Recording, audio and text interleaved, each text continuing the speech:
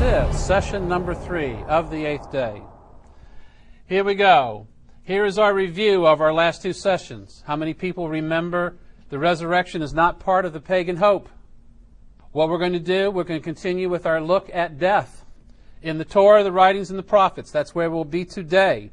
So, what is the first question that we have to answer? I'm not going to answer this question for you. You have to answer it for yourself. What authority does the Scriptures have? Have the Scriptures come from God in a way that no other book has? Do the Scriptures have the highest authority for the beliefs and life of believers?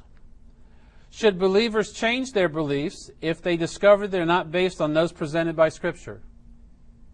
These are questions that you need to answer for yourself. So, according to the Scriptures, I'm going to give you some passages just so that you can remember some of the things that we're talking about in the 8th day. 1 Corinthians 15. I've delivered unto you, first of all, that which I also received, how that Christ died for our sins according to the Scriptures. Paul is stating here that he believes that the Scriptures state that Yeshua died for our sins, and that he was buried, and that he rose again the 3rd day. He says that that's also in the Scriptures. Yeshua himself makes this statement, beginning at Moses, and then the prophets. He expounds into them in all the Scriptures the things concerning himself. That gives me the impression that Yeshua believes that the Scriptures testify of him. He says, these are the words which I spake unto you, which while I was yet with you, that all things must be fulfilled. Well, where are those things that need to be fulfilled? Written in the law of Moses, the prophets, and the Psalms concerning me. Once again, Yeshua is of the impression that the Scriptures speak about him. Then opened he their understanding that they might understand the Scriptures. That would have been a good day to be there. And he said unto them, thus it is written, it was behooved Christ to suffer, to rise from the dead on the 3rd day. These are some things I'm just reminding you. It's not like this is the first time you've seen these Scriptures. I'm just reminding you of what Yeshua and Paul think about them. Here we go. What becomes of the dead? Here's the plan of attack. We are going to use the technique of study known as procedure of usage. We will not be using the root method. There will be no root method discussion today with the Hebrew words. We are only going to use the technique procedure of usage. Everything we do today will be this technique. Then we're going to ask this question. What happened at Endor? We've got to deal with the exceptions, Enoch and Elijah. There's some figurative parables that we need to discuss. Yeshua, always present. Then at the end, we're going to have a patriarchal alert. One of the patriarchs is missing in action. We need to discuss where that patriarch is. And then finally, I will give you your homework assignment. Let us begin. Psalm 6:5, for there is no mention of thee in death. What was taking place here? This particular writer was desiring not to die and trying to give reasons why he should remain alive. In Sheol, who will give thee thanks? The dead do not praise Yahweh, nor do any who go down into Sheol.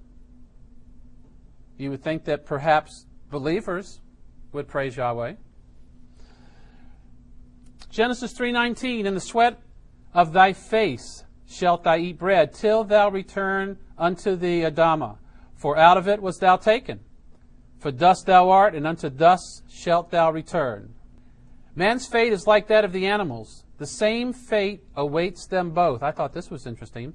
As one dies, so dies the other. All have the same breath. Man has no advantage over the animal.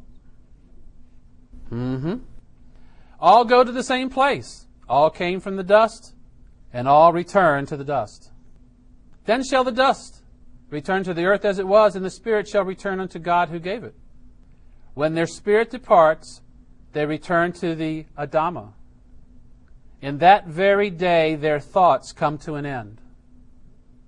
Interesting. We got to do a spirit tangent. We're not going to do a study of the soul and the spirit. We will, but not today. We're just going to do a tangent because there's a couple things that I need to show you. James says that just as the body without the spirit is dead, so also faith without works is dead. But I want you to note here, without the spirit, the body's dead. If the spirit's not in the body is dead, according to this. In Hebrews 4:12, it states that the Word of God can even tell the difference between the soul and the spirit. I think that that's important. Luke, Yeshua says, Father, into thy hands I commit my spirit. And then he died. We get something similar from Stephen. As they were stoning him, he said, receive my spirit. And the young lady, daughter of Jairus, is that right? Synagogue ruler, message is delivered. Yeshua goes there, prays, and what does the text say? And her spirit returned, and she came back to life. Which would imply to me the spirit wasn't there because the spirit returned. 1 Corinthians 5.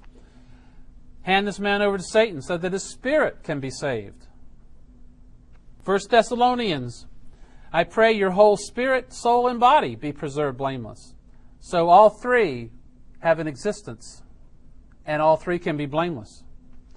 Just some thoughts. We're going to have to explore this subject in more detail in a day to come, but today is not that day. So that's the end of the tangent. So here's the slide that we were at. In the very day that their spirit departs, their thoughts come to an end. For the living know that they shall die, but the dead don't know nothing. Their love, is that an emotion? Hatred, envy have come to an end. Neither have they any more a portion in that age in anything that is done under the sun. Whatsoever thy hand findeth to do, this is good advice, do it with thy might, for there's no work, reasoning, knowledge, wisdom where you're going. This was good too. I liked this conceptually speaking. Like water spilled on the ground, which cannot be recovered, so we must die. But God does not take away life. Instead, he devises ways so that a banished person may not remain estranged from him. Thought that was good. Let's do a quick little summary here. The body becomes dust. Thoughts come to an end. Spirit departs and returns to God. And let me tell you how I visualize that. Think about libraries of old in which they had a card, I think it was called a card catalog, and it would be like this big wooden thing here, and you'd have a drawer, and you'd pull the drawer out, and you'd go through these cards that set in there until you found the book that you were looking for. And so in my mind, I see this big container of spirits. And so when I die, he'll pull out the M drawer and go through, and there'll be the Miller spirit here in this drawer. Now, I'm not sure that's exactly how it works, but that's how I'm visualizing. The spirit returns to God, and he keeps a record. So card catalog worked for me. If the body does not have a spirit, it's dead. The Word of God can tell the difference between the soul and the spirit. Stephen asked Yeshua to receive his spirit just before he died. Of course, so did Yeshua. The synagogue ruler's daughter who was dead received her spirit again and lived again. The spirit is that which can be saved. I didn't find a passage that said the soul can be saved in the same sense that that passage spoke about the spirit, but we will look at that when we get there. We'll find out what can be saved. We know what can be blameless. We'll see what can be saved. No mention of the Almighty by those who were there.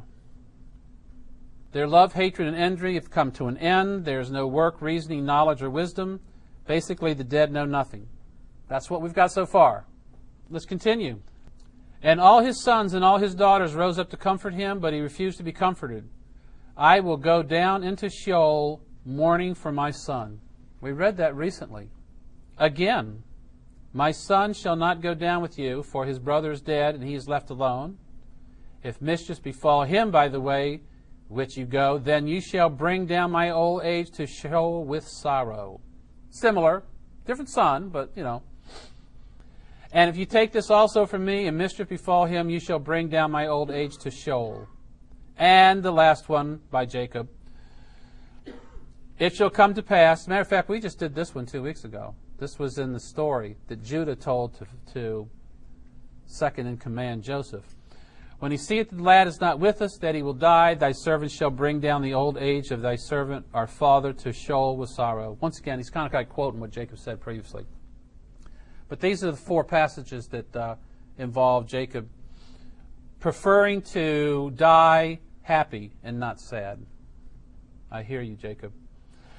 The wicked are turned to Sheol, even all the nations who forget God. Begs the question, what about the nations that remember God?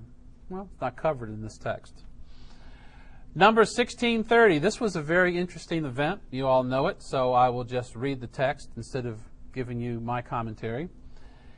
But if Yahweh make a new thing, and the earth open her mouth and swallow them up, with all that appertain unto them, and they go down alive into Sheol, then you shall understand that these men have provoked Yahweh. And it came to pass, as he had made an end of speaking all these words, that the ground under them split open, and the earth opened her mouth, and swallowed them up, and their houses, and all the men that appertained unto Korah, and all their goods. They and all that appertained to them went down alive into Sheol, and the earth closed upon them, and they perished from among the assembly. Now, personally, I think that they died on their way down, but that's just me. Job. After this, Job opened his mouth and cursed the day of his birth. Why didn't I die in the womb? Die in the womb is when you die before you are born. That's what I understand that to mean. Why didn't I die as soon as I was born? So that would imply to me that the delivery takes place and that very soon after that event, the child dies. That's what I think he's saying here. Why were there knees to receive me and breasts that I might be nursed? I would be lying down quietly. I would have been asleep. I would have been at rest if I had died in those other previous locations. Who would be with me? Kings and counselors of the earth who built for themselves places now lying in ruin, with rulers who had gold and filled their houses with silver. Or why was I not hidden in the ground like a stillborn child? That one I didn't understand, because that would be burying an infant who's alive still. I would think that would be really terrible. Okay, maybe he was already dead. Okay.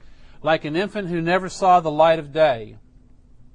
There the wicked cease from troubling, and there the weary are at rest. More understanding of what it's like to be dead. There the prisoners rest together. They hear not the voice of the oppressor. Prisoners probably like that. The small and the great are there, and the servant is free from his master. Yeah. If you're a servant, you might like that. Psalms. For my soul is full of troubles, and my life draweth nigh unto Sheol. I am counted with them that go down into the pit. I think the word for pit there is B-O-R. I am as a man with no strength. I'm not saying that Sheol equals pit, but there are some places where the words are interchangeably used. We will be discussing them in session 4. Verse 10, wilt thou show wonders to the dead? Shall the dead arise and praise thee? Shall thy loving kindness be declared in the grave, that is not Sheol? Or thy faithfulness in the land of ruin? The word for grave is not the Hebrew word Sheol, is what I mean there. Are your wonders known in the place of darkness, or your righteous deeds in the land of forgetfulness? We're describing Sheol using different words. Loving kindness, not declared. These are all asking questions, expecting a negative answer. Showing wonders. Shall they arise and praise you? Loving kindness. Faithfulness. Wonders. Righteousness. All lacking. All right, what about his rulership over the people? Over Sheol. Let's take a look. Amos 9:1. I saw Yahweh. Oh, the bracket's 134. This is the 134. If you have Bullinger, you can see it in the notes. This is your Hebrew text will say Adonai. So 134. Anytime you see 134, I'm referring to that set. I think it's Bullinger Appendix 18 or something. standing by the altar, and he said, "Strike the tops of the pillars so that the thresholds shake. Bring them down on the heads of all the people. Those who are left I will kill with the sword. Not one will get away. None will escape. Though they dig down into Sheol, from there shall my hand take them." That's what we're looking at. Any time his enemies try to escape, even if they could dig down into Sheol, which I'm not thinking is possible, but metaphorically speaking, even if they could, his hand would be able to reach down there and do whatever he needs to do. 1 Samuel 2:6, Yahweh killeth and maketh alive. He brings down to Sheol and raises up. Raises up is a good point. Jonah prayed unto Yahweh, his God, out of the fish's belly. In my distress I called to Yahweh, and he answered me. From the depths of Sheol I called for help. I'm not really sure he was in Sheol at that time, but he might have thought he was. If I ascend up into heaven, remember, what is our title here? The Almighty and his authority over. If I ascend into heaven, thou art there. If I make my bed in Sheol, behold, thou art there.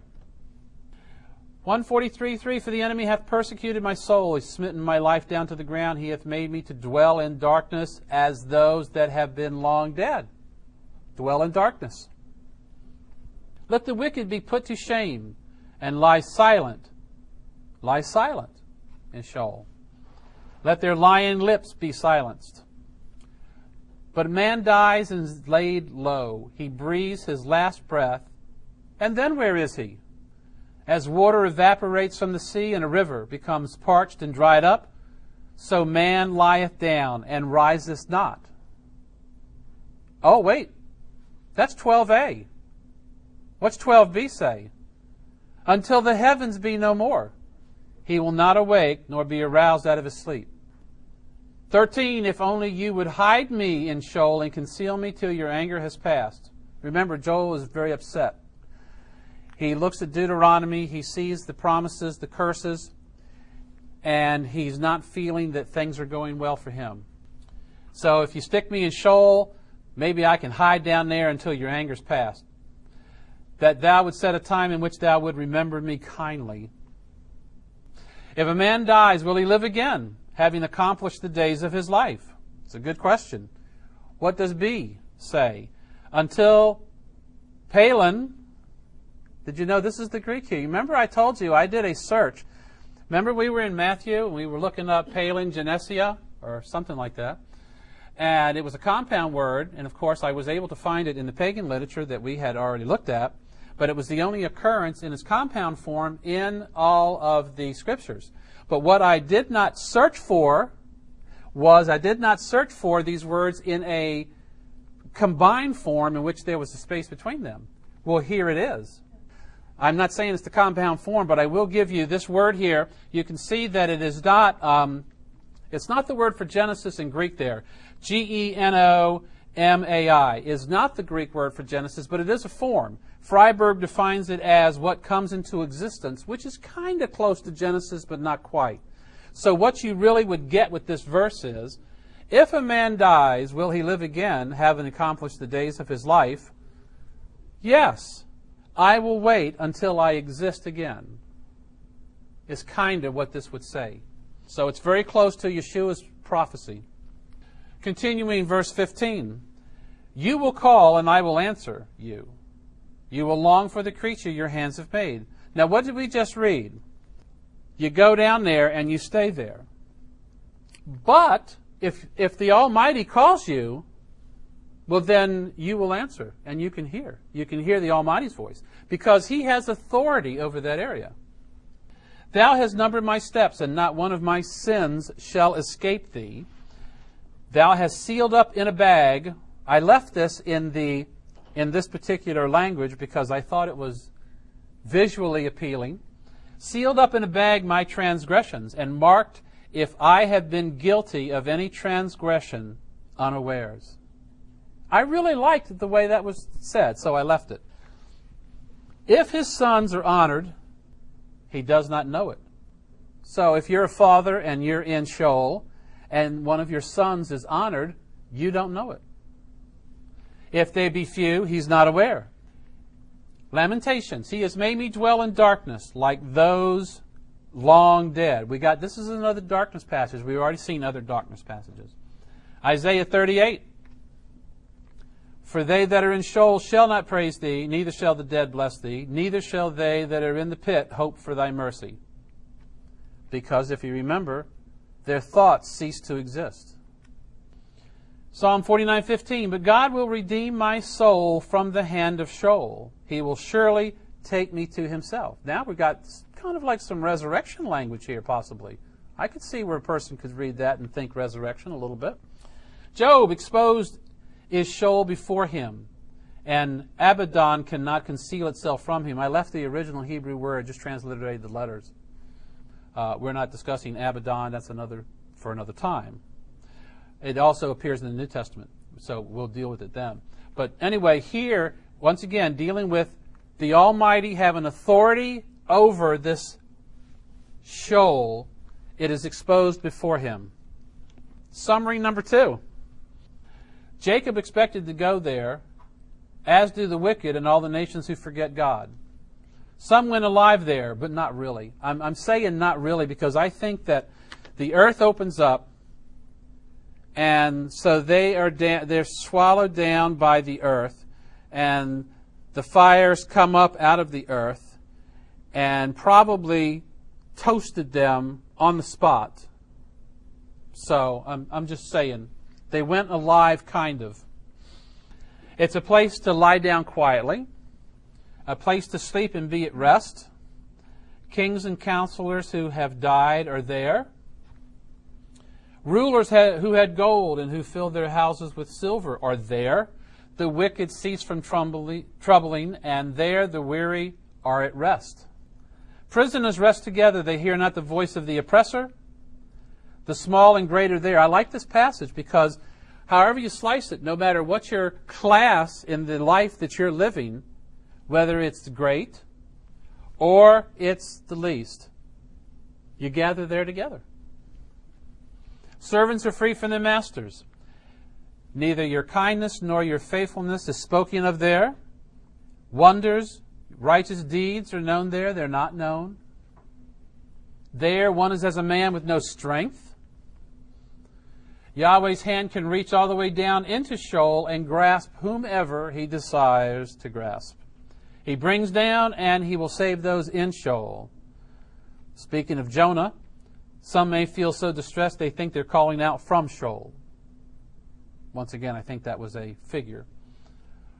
Man lies in Sheol until the heavens be no more. We'll deal with that in the future. During his stay, he will not awake nor be aroused out of his sleep. But if Yahweh calls, his voice will be heard and he will answer. If children are honored, resident does not know it. They don't. If one has only a few children, a resident does not know it. A place of hiding, concealment, sleep, and almost non-existent. You could almost say they're the non-living are there. The non-living are there. Being in Sheol is like being in darkness. They do not praise Yahweh. They don't bless him. They do not hope for their mercy because they have no thoughts. God will also redeem my soul from the hand of Sheol, taking me to himself. So you can see that, generally speaking, there's not a lot of activity going on in Sheol by the non-living. That's what the scriptures are saying so far. If the Almighty calls, I will answer. Outside of that, I'm asleep. Which now brings us to the next section. What happened in Endor? Can I take it that everyone is familiar with Endor? No. Okie dokie. Saul became king in a particular time period. And the Almighty gave him instructions of things to do, and there were certain things that he did not obey. And so the Almighty said that I'm going to take the kingdom away from you because you've been disobedient, and I'm going to give it to one of your companions, David. Time goes on. And Saul continues to disobey. And eventually the text says that the Spirit of the Almighty left Saul. So the Spirit was there. Then he took his spirit away. And then eventually Saul recognized that the Spirit of the Almighty has left him, but not immediately. So a battle is coming up, and Saul goes through all three of the proper methods to find out what the will of the Almighty is to do in this battle. There are three ways. They're all named out.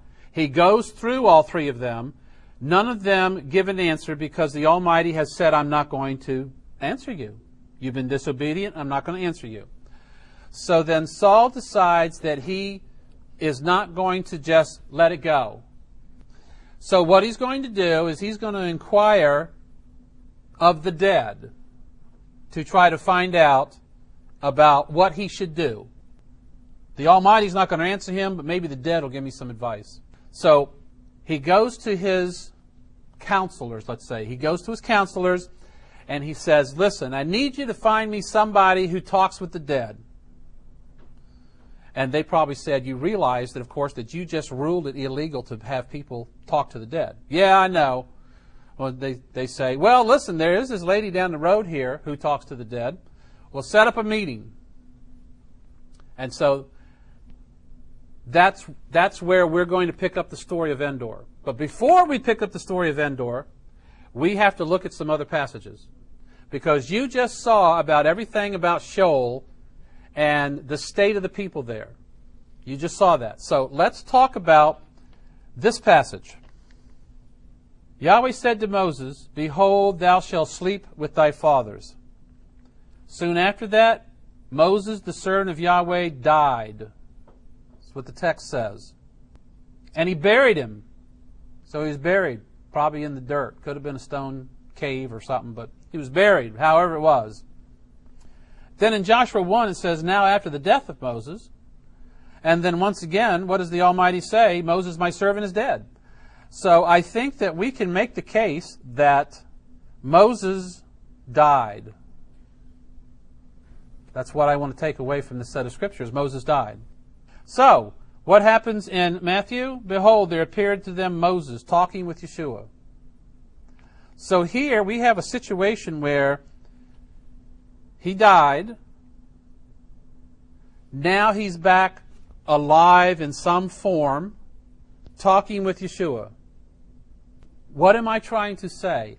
I'm saying that if you have died and the Almighty desires to reconstitute you to some degree, I don't know what degree, because the Scripture doesn't say, but if He desires to reconstitute you to some degree, as He did with Moses in the Transfiguration, He can do it.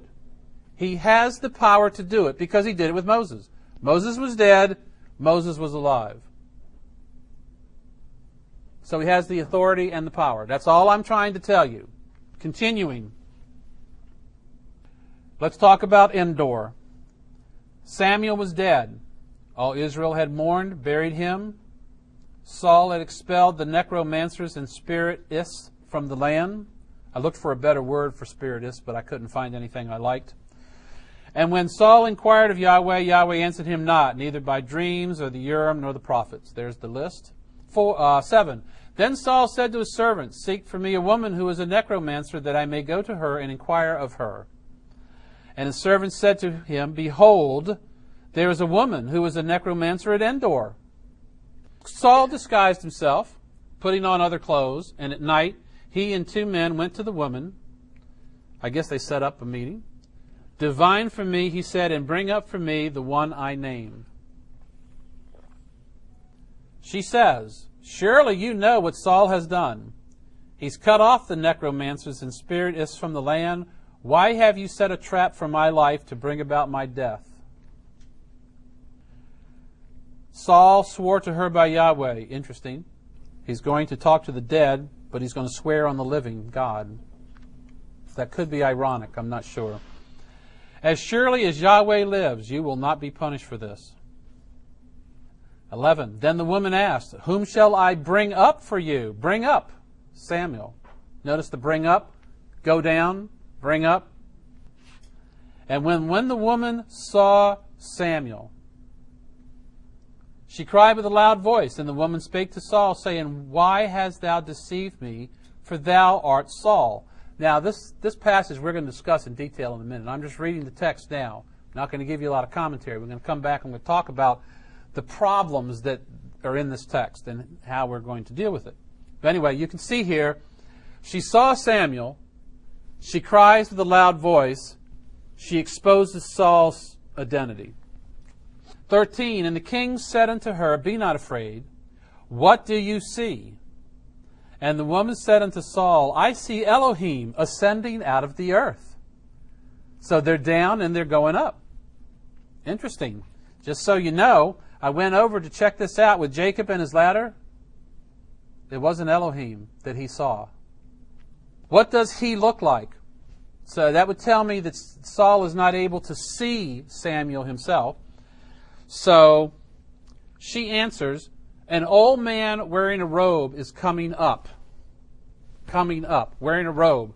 The Hebrew word there is the same Hebrew word that's used for robe that Samuel wore earlier, but if you trace the Hebrew word for robe that's used there, you will see that other people wore the same robe. Or they had something that had that same word. So, no big deal there. I'm just saying that perhaps this lady knew Samuel, recognized him. I don't know. Anyway, they mentioned the robe. Here we go. Samuel said to Saul, why have you disquieted me by bringing me up? Now, I'm thinking to myself, if I'm dead and I'm asleep, and somebody wakes me up, I'm going to say, why'd you wake me up, man? Why'd you wake me up? Possibly reasonable. Saul replies, I am in great distress. The Philistines are fighting against me. God has turned away, and etc. So I've called on you, a dead person, to tell me what to do. Samuel said, why do you consult me now that Yahweh's turned away from you and become your enemy? He's done what he predicted. He's torn the kingdom out of your hands and given it to one of your companions, to David. Because you did not obey Yahweh or carry out his fierce wrath against the Amalekites, he's done this to you today. Moreover, get this verse. He will also give over Israel along with you into the hands of the Philistines. Therefore, tomorrow you and your sons will be with me. Good Samuel, bad Saul and sons. All together in one place.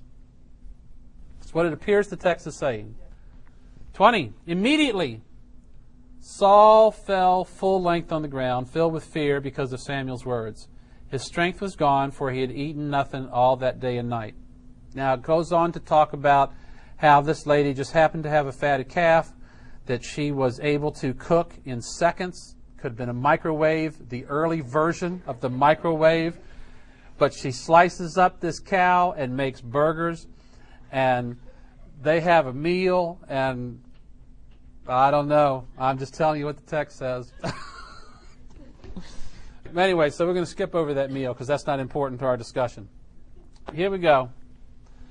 Even if all sleep, Yahweh can bring one up like he did with Moses. Because we just saw that. Moses died, everybody agreed, and yet Moses was alive at the Transfiguration in some form because he was talking with Yeshua. The text says that. Okay, the text says in verse 12, when the woman saw Samuel. Now here's the thought, and I'm going to support both sides of this. But the text says the woman saw Samuel. The text does not say the woman saw a spirit of Samuel, or saw a ghost resembling Samuel, or saw a demon faking Samuel. The text doesn't say that. That's all I'm saying. It says when the woman saw Samuel. So that makes me, I'm in the center, makes me lean a little bit over to, maybe this was Samuel. Possibly. Maybe not. Possibly. Who revealed, or who could have revealed to her that the man was Saul? All right, let's go through the list. She doesn't know this is Saul. She didn't figure it out on her own. The text says she saw Samuel, and then she said, hey man, you're Saul. The Spirit of the Almighty could have whispered in her ear, hey, that's Saul on the other side of the table. Possible. Certainly has the power to do that. Or an angel sent as an agent. What about Samuel? Could Samuel said, hey, you know that's Saul on the other side of the table? I don't know. Somehow this lady figured out that it was Saul, and I don't think she came up on it on her own. That's all I'm saying here. And the woman said unto Saul, oh, this was one. I spent some time looking at this. I see Elohim ascending out of the earth. What is she seeing, and what is she talking about? Is she talking about Samuel? Is she actually seeing other mighty ones in this invisible world? Is she actually seeing into the invisible realm and is seeing movement of the Elohim? Text doesn't say. I'm asking these questions. I'm not really sure why this is here. I know it's there for a reason, but I have not figured out what I'm supposed to take away from that. Unless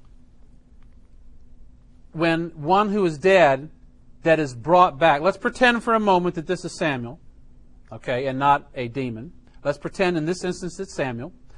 If when one is actually brought back from the dead by the Almighty, do they look like an Elohim? Elohim is plural here, but sometimes it could be referring to something singular. We know that. So my conclusion about verse 13 is that I do not know what it is talking about, but it's there. 14, what does he look like? Saul got this from, I see Elohim rising up, ascending out of the earth. Well, what does he look like? Plural to singular. I don't know. Maybe Saul was just confident in this lady's abilities. An old man wearing a robe is coming up. I can think of a lot of jokes that relate to that, which I will spare you. 15, Samuel says, why have you disquieted me by bringing me up? Once again, if I was asleep in my bed and somebody woke me up, I would say, why have you disquieted me? It's a reasonable response if it was actually Samuel. I ain't ruled on that. If it was Samuel, this is a reasonable response. 16 to 19, whoever this entity is, look at this. They've been given knowledge of the future. Of course they have knowledge of the past because they recount what's already taken place. Knowledge of the past is not a problem. Knowledge of the future is a problem. There's only one who holds the knowledge of the future. This entity was given knowledge of the future, and they deliver it accurately to Saul. I can only think of one who could give that information to this entity. So whether it was a demon or it was Samuel, I don't think the lady made it up. I don't think that's there. So she gets it from the Almighty. Samuel gets it from the Almighty. The demon gets it from the Almighty. Those are the three choices I currently see about the future, and then it's delivered to Saul. I'm of the personal belief. Now think about this. Let's go back to my card catalog. Let's look at my card catalog here. Just bear with me a second. Let's say that necromancers, or those who can communicate with the dead, actually have the power to reconstitute to some minimum degree the entity that their client is requesting. Now, if they're going to actually communicate with the entity, then that means that the necromancer not only has the ability to see into the invisible realm and to awaken the one who is sleeping, but then has the ability to go into heaven and check out of the card catalog the spirit of that person to reconstitute them so that a communication can take place with her client. Now let's multiply that times 5,000 a day.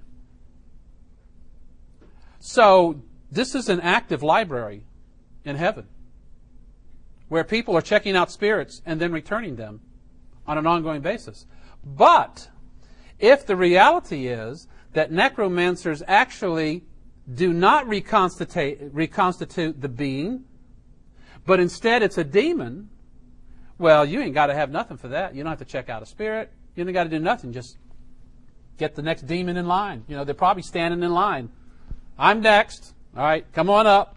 Fake this guy here and talk to this guy so I can make my money. I mean, is that what's happening? They either are getting the spirit back from God, checking it out, card catalog, reconstitution the body, and then doing this communication, or they're using a demon. I mean, what are their other options? As I see it. On the table, was Samuel, did the Almighty authorize Samuel to be awakened and return the spirit to him and then give him a prophecy? Or was this a demon? Does it really matter to us? I don't know in the scheme of things of what we're looking at that it really matters. Some are probably going to be on the Samuel side. Some are probably going to be on the demon side. I could certainly see support for the demon because the other 99 billion times that dead people have been called up, it probably was a demon. This case could be the exception to the rule because I saw Samuel, I didn't see a demon, I didn't see a ghost, I didn't see a spirit. So I don't know. Text says Samuel. Either way, it doesn't matter. They knew the past, they were given a prophecy of the future, and they delivered it in a timely manner. That's what happened. But for the sake of discussion, let's pretend that it was Samuel. Just for this one next comment I have. The text does not state that Samuel gets released back to Sheol. That's a whole other thing. Okay, so you call up an entity, and you reconstitute the spirit and the dust, and you get a look-alike. You got this person here. Does the necromancer then have the power to say, okay, I'm done, you can go back to sleep now? I haven't seen any discussion of that. So I don't understand if you bring up Samuel, who releases Samuel to go back to being dead? The text doesn't say. So I don't know. This text overall, I still got a few questions. I don't have any questions that affect the discussion of Sheol per se. I do have questions about the Elohim and was this really Samuel or was it a demon? I'm not sure. It looks like it was Samuel. The text says that.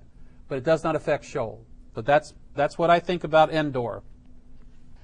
The last point, we got a couple of exceptions, and they are not going to take long. Genesis 5, Enoch walked with God and he was not. I put in the LXX because the Greek word in the LXX was he was translated. I like that word because you'll see that word with Philip in the New Testament. And our other exception, it came to pass, behold, there appeared a chariot of fire and horses of fire and parted them both asunder. And Elijah went up by a whirlwind into heaven. Here's my thoughts. Enoch and Elijah, it would appear, went up into heaven. Okay, so my first question is, so exactly what are they doing up there? I'm just curious. I don't know. I don't need to know. But the question is still there in my heart. I wonder what they're doing. Because it appears that they do not go to Sheol. There's no text that says they go to Sheol. It appears that neither one of them died. And as we get into, in session 5, when we start dealing with the intertestamental literature, you will see that because both of these men did not die as they understood it, that they were able to reveal in their writings all the stuff that was in heaven and in Sheol and etc. So it appears that people understood that they did not die, that they were in heaven and they got to learn a bunch of stuff. So these are two exceptions. Once again, do not, as my understanding, they do not impact what 99% of everybody who dies, they go to Sheol. The good, the bad, the people who are leaders, the people who are poor, doesn't matter. Everybody goes there. Nobody thinks about nothing. Everybody's asleep. The exceptions are Enoch and Elijah, who appeared not to die. Moses was reconstituted for Yeshua on the Transfiguration Mountain. And there's the question of maybe Samuel for Saul. That's the only exceptions I know. So This is the end of part 1 of Sheol. We'll pick up part 2 in our next meeting. And that will conclude our study of Sheol.